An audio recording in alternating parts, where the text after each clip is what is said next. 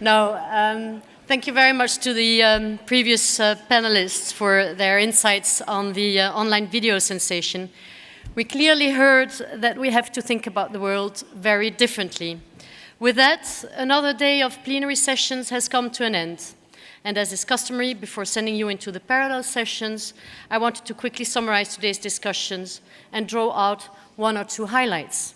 This morning, Guy Bisson from Sweden Digest gave us a deep dive into the new cable industry figures for 2009. Growth is a very positive word that I'm happy that we continue to hear. We heard yesterday that overall revenues grew, but it was interesting to learn also that in the next 5 years, Guy predicts that digital cable penetration in the EU is expected to rise up to 75% and the number of digital homes doubling in the same time frame. He also reckons that private equity will be a big story in 2010.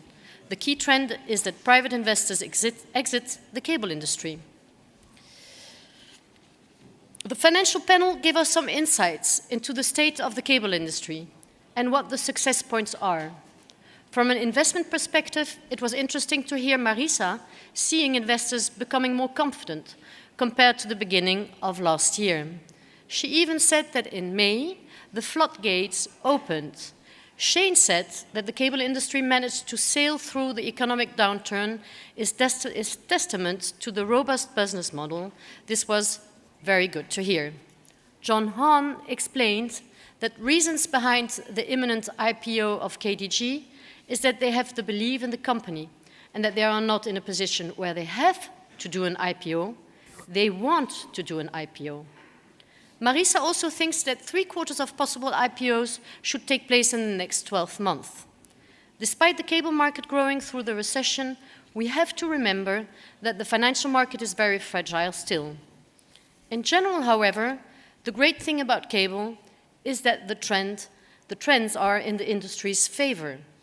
In the next session, we got to hear about the situation in Asia, which gave us some perspective on what lies beyond Europe. For example, there are different situations in the Asian market regarding penetration levels or regulation. China, in particular, is very fragmented, and the telcos are very aggressive and over-invest in content. Another point is that only part of Chinese cable networks have been upgraded to operate two ways. This is not the case in other Asian markets. Japanese and Korean governments have heavily subsidized fiber networks, but it remains to be seen what consumers will do with the very high speeds. We also learned that market conditions also differ in terms of offerings and consumer behavior. In several regions in Asia, cable is still in the lead, but suffers from fragmentation. In other regions, telcos are pouring money into services that cable provides, and they have the upper hand. However, some cable players are better in mobile than the telcos are, as cable understands better what consumers want beyond voice.